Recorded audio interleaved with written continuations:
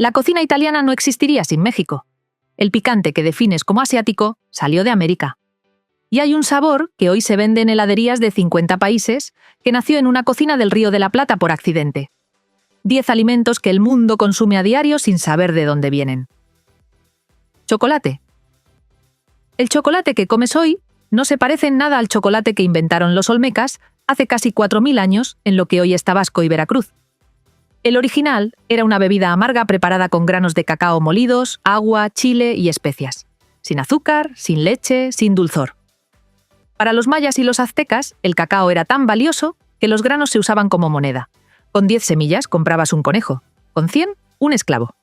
El emperador Moctezuma acumuló una fortuna en cacao que los cronistas describieron como inimaginable. Cuando Cortés lo envió a España en 1524, los europeos lo endulzaron con azúcar de caña y vainilla, 2 ingredientes también latinoamericanos, y se convirtió en la bebida de lujo de las cortes. La tableta de chocolate sólido no existió hasta 1870. Suiza, Bélgica y Francia construyeron industrias enteras sobre algo que ellos no inventaron. El árbol de cacao tiene nombre científico, que lo dice sin rodeos. Theobroma, que en griego significa alimento de los dioses. Tomate. Antes de que el tomate llegara a Europa, la cocina italiana no tenía salsa de tomate. No había pizza margherita. No había gazpacho en España. El ingrediente más identitario de la cocina mediterránea no tiene nada de mediterráneo. El tomate tiene sus raíces silvestres en los Andes de Perú y Ecuador, donde todavía hoy crecen 14 de las 17 especies ancestrales que existen en el mundo. Pero quien lo domesticó y lo convirtió en alimento fue México. Los aztecas lo llamaban tomatl, que significa fruto con ombligo. Llegó a Europa en el siglo XVI, traído por los españoles, y durante casi 2 siglos nadie lo comió porque creían que era venenoso. Lo cultivaban como planta ornamental en jardines. En Italia tardaron hasta 1692 en incluirlo por primera vez en una receta escrita. Y no fue receta italiana, fue una salsa que el autor describió explícitamente como a la española, con los usos que ya se conocían de México colonial. Hoy el tomate es el ingrediente más cultivado del mundo después del maíz. La cosa que los europeos creyeron venenosa durante 2 siglos acabó definiendo lo que el mundo entiende por cocina mediterránea. Guacamole. El guacamole tiene más de 500 años de historia y su nombre lo dice todo. Viene del náhuatl y significa literalmente mole de aguacate. Lo preparaban los aztecas antes de que llegaran los españoles, con aguacate machacado, tomate, chile y sal en molcajete de piedra. Hoy es uno de los alimentos más consumidos en el mundo. En Estados Unidos se consumen más de 80.000 toneladas de aguacate solo durante el Super Bowl.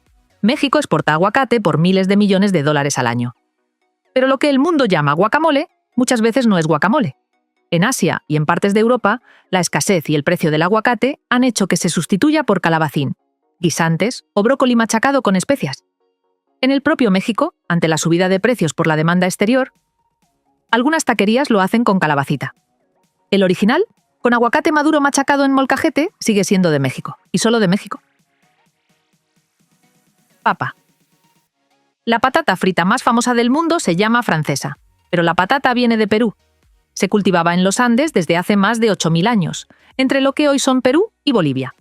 Los incas la llamaban papa, palabra quechua que hoy se usa en toda América del Sur. Llegó a Europa en el siglo XVI y tardó 200 años en ser aceptada. Los agricultores europeos la rechazaban porque crecía bajo tierra, algo que asociaban con lo oscuro y lo diabólico. Lo que cambió todo fue el hambre. Antes de la papa, Europa vivía bajo la amenaza permanente de las hambrunas. Una mala cosecha de trigo y morían miles de personas. La papa creció donde el trigo no crecía, en suelos pobres y climas fríos, y salvó a Europa de una forma que ningún otro alimento había conseguido. Hoy más de 1.000 millones de personas la comen en todo el mundo. Los mismos europeos que la llamaron diabólica llevan 3 siglos sin poder vivir sin ella. Quinoa. Lo que todo el mundo llama cereal no es un cereal. La quinoa es técnicamente una semilla, más cercana a la espinaca que al trigo, y lleva 5.000 años cultivándose en el altiplano andino de Perú y Bolivia. Los incas la llamaban Chisayamama, madre de todos los granos, y la consideraban tan sagrada que los guerreros la llevaban en campaña porque un hombre podía sobrevivir semanas con ella sola. Cuando llegaron los españoles en el siglo XVI, la prohibieron. No porque fuera peligrosa, sino porque estaba en el centro de los rituales religiosos que querían eliminar. Cultivarla podía costar la vida. Lo que la ciencia confirmó siglos después es que los incas tenían razón desde el principio. La quinoa tiene una proteína comparable a la de la carne de vaca. Contiene todos los aminoácidos esenciales y supera nutricionalmente al arroz, al trigo y al maíz. El superalimento de moda de los restaurantes con estrella Michelin lleva 5.000 años en los Andes. Solo que durante mucho tiempo nadie fuera de allí lo sabía porque alguien lo prohibió.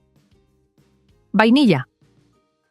El 99% de la vainilla que el mundo consume no viene de ninguna planta. Viene de residuos de madera o de la industria petroquímica. La vainilla natural es tan difícil de producir y tan cara que la industria alimentaria lleva décadas fabricando una versión sintética que la ha reemplazado casi por completo. La vainilla real es una orquídea originaria de Veracruz, México. La descubrió y domesticó el pueblo totonaca, que la llamaba flor recóndita, y la consideraban tan sagrada que los aztecas, cuando los sometieron, les exigieron vainilla como tributo. Los españoles la llevaron a Europa en el siglo XVI y durante 3 siglos México fue el único productor del mundo. Cuando los franceses intentaron cultivarla en sus colonias del Océano Índico, las plantas crecían pero nunca producían fruto. Décadas de botánicos europeos, sin resultado.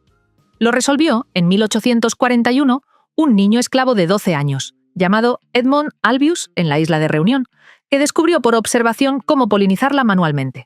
Madagascar aplicó su técnica y se convirtió en el mayor productor mundial. Edmond murió en la pobreza sin recibir nada.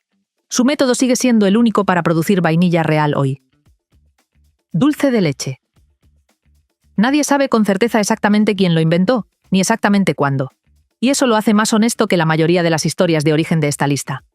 Lo que sí se sabe es que nació en el Río de la Plata, en algún momento entre los siglos XVIII y XIX, en lo que hoy son Argentina y Uruguay. Los dos países llevan décadas disputándose su autoría, con una intensidad que solo es posible cuando algo realmente importa. En 2003, Argentina quiso declararlo patrimonio cultural propio. Y Uruguay respondió defendiendo que pertenecía a toda la región del Río de la Plata. Lo que empezó como una preparación simple, leche hervida con azúcar hasta que la mezcla se carameliza, se convirtió en la base de gran parte de la repostería del Cono Sur. En Colombia se llama arequipe, en Chile manjar, en Perú manjar blanco, en México cajeta. Y hoy está en heladerías de 50 países. La cosa que alguien preparó en una cocina rioplatense hace 200 años, hoy se vende en aeropuertos de todo el mundo. Oye, si hay algún alimento que crees que me he dejado fuera y que el mundo le debe a Latinoamérica, déjamelo en comentarios. Esto da para muchas partes más. Y suscríbete si no quieres perderte la siguiente, me ayuda muchísimo. Chicle. El mercado global del chicle vale hoy 17.000 millones de dólares. Y existe porque un presidente mexicano exiliado mascaba resina de árbol en un apartamento de Nueva York. Los mayas llevaban siglos masticando la resina del árbol de chicozapote, que crece en la selva de Yucatán. Una resina natural, elástica y sin sabor, que extraían del tronco y mascaban para limpiar la boca y calmar la sed. En 1869, Antonio López de Santa Anna, el general mexicano que llevaba años exiliado en Nueva York, le entregó un cargamento a un inventor americano, convencido de que podría usarse como sustituto del caucho para fabricar neumáticos. No funcionó. Estaba a punto de tirarlo todo cuando se le ocurrió venderlo como goma de mascar. Fue un éxito inmediato. Hoy el chicle ya no se hace con resina de árbol, sino con polímeros sintéticos. Pero el nombre viene del náhuatl, y todo empezó porque a un general exiliado le gustaba mascar. Palomitas. El snack más universal del cine moderno tiene miles de años de historia, y en época azteca llegó a formar parte de ceremonias religiosas. El maíz palomero se cultivaba en México desde antes de cualquier registro escrito. Los aztecas lo usaban para hacer adornos en los tocados de las ceremonias dedicadas al dios de la lluvia. Cuando los españoles que llegaron a América documentaron que los indígenas les recibían con collares de palomitas como gesto de bienvenida, se las llevaron a Europa. De ahí llegaron a Estados Unidos, y durante la Gran Depresión de 1929 se convirtieron en el snack más barato que existía y en un éxito inmediato. Para los años 40 ya estaban en todos los cines del mundo. El mismo grano que los aztecas ofrecían a sus dioses es hoy el snack que el mundo entero come viendo películas. Y si dices palomitas, o choclo, cotufas o canchitas, ya sé de dónde eres. Déjalo en comentarios y vemos si acierto de qué país me escribís. Chile. Último elemento, y el más importante. Piensa en la comida thai, en el curry indio, en el kimchi coreano, en la cocina de Sichuan. Cocinas que no tienen nada que ver entre sí y que comparten un ingrediente. Y ese ingrediente salió de América. El chile lleva miles de años cultivándose en América, y fue uno de los primeros alimentos que Colón encontró en las Antillas en 1492. Los españoles lo llevaron a Europa al año siguiente, y en menos de 50 años estaba en India, China, Corea, el sudeste asiático y el norte de África. Ninguna otra especie había viajado tan rápido en toda la historia. Era barato, crecía en casi cualquier clima, y era mucho más accesible que la pimienta, que hasta entonces era tan cara que se usaba como moneda. Las cocinas asiáticas y africanas lo adoptaron tan completamente que hoy muchas personas en India, Corea o Tailandia creen que el chile es originario de su región. En algunos países africanos llevan 5 siglos cultivándolo y lo consideran propio.